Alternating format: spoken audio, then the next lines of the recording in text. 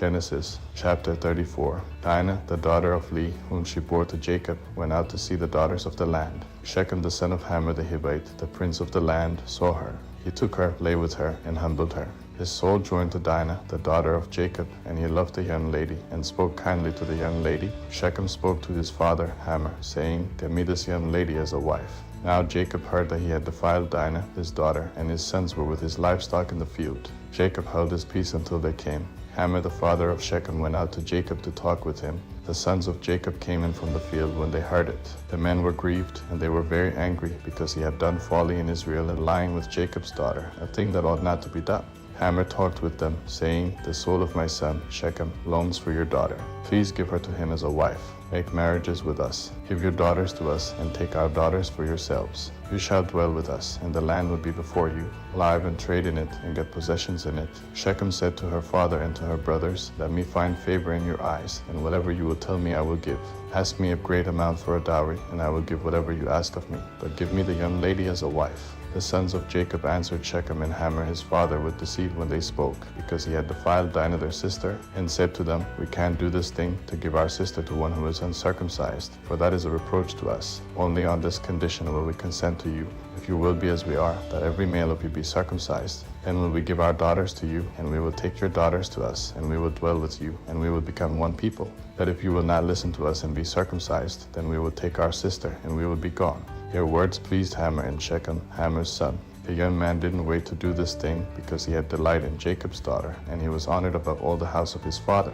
Hamor and Shechem, his son, came to the gate of their city, and talked with the men of their city, saying, These men are peaceful with us. Therefore let them live in the land and trade in it. For behold, the land is large enough for them. Let's take their daughters to us for wives, and let's give them our daughters. Only on this condition will the men consent to us to live with us, to become one people, if every male among us is circumcised, as they are circumcised. Won't their livestock and their possessions and all their animals be ours? Only let's give our consent to them, and they will dwell with us. All who went out of the gate of his city listened to Hamor, and to Shechem his son, and every male was circumcised. All who went out of the gate of his city, on the third day, when they were sore, two of Jacob's sons, Simon and Levi, Dinah's brothers, each took his sword, came upon the unsuspecting city, and killed all the males. They killed Hamor and Shechem his son with the edge of the sword, and took Dinah out of Shechem's house, and went away. Jacob's sons came on the dead, and plundered the city, because they had defiled their sister. They took their flocks, their herds, their donkeys, that which was in the city, that which was in the field, and all their wealth. They took captive all their little ones and their wives, and took as plunder everything that was in the house. Jacob said to Simon and Levi, You have troubled me, to make me odious to the inhabitants of the land, among the Canaanites and the Perizzites. I am few in number. They will gather themselves together against me and strike me, and I will be destroyed, I and my house. He said, Should he deal with our sister as with a prostitute? Chapter 35. Moses assembled all the congregation of the children of Israel, and said to them, These are the words which Yahweh has commanded, that you should do them. 6 days shall work be done, but on the 7th day there shall be a holy day for you, a Sabbath of solemn rest to Yahweh. Whoever does any work in it shall be put to death. You shall kindle no fire throughout your habitations on the Sabbath day. Moses spoke to all the congregation of the children of Israel, saying, This is the thing which Yahweh commanded, saying, Take from among you an offering to Yahweh. Whoever is of a willing heart, let him bring it as Yahweh's offering, gold, silver, bronze, blue, purple, scarlet, fine linen, goat's hair, ram skins dyed red, sea cow hides, acacia wood, oil for the light, spices for the anointing oil and for the sweet incense, onyx stones, and stones to be set for the ephod and for the breastplate.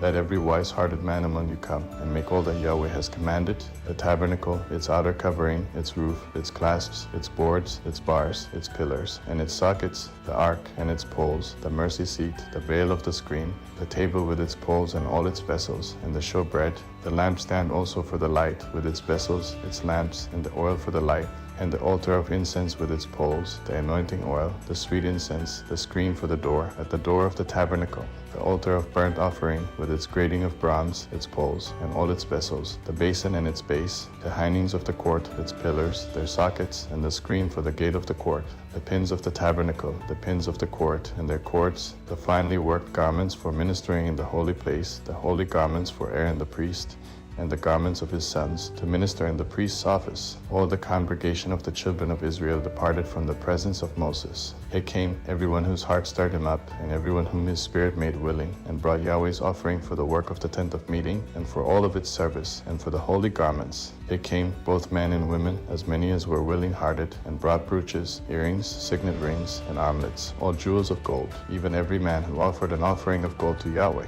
Everyone with whom was found blue, purple, scarlet, fine linen, goat's hair, ram's skins dyed red, and sea cow hides brought them. Everyone who offered an offering of silver and bronze brought Yahweh's offering, and everyone with whom was found acacia wood for any work of the service brought it.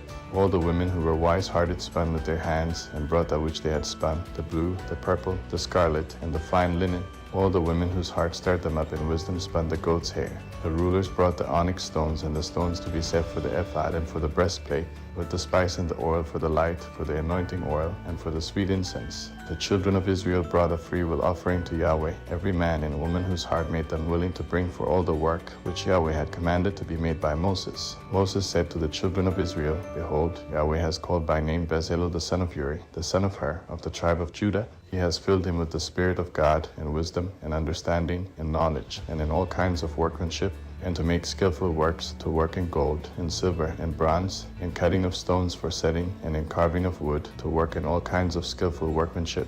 He has put in his heart that he may teach both he and Oholab, the son of Ahisamach, of the tribe of Dan. He has filled them with wisdom of heart to work all kinds of workmanship, of the engraver, of the skillful workman, and of the embroiderer, in blue, and purple, and scarlet, and in fine linen, and of the weaver, even of those who do any workmanship, and of those who make skillful works.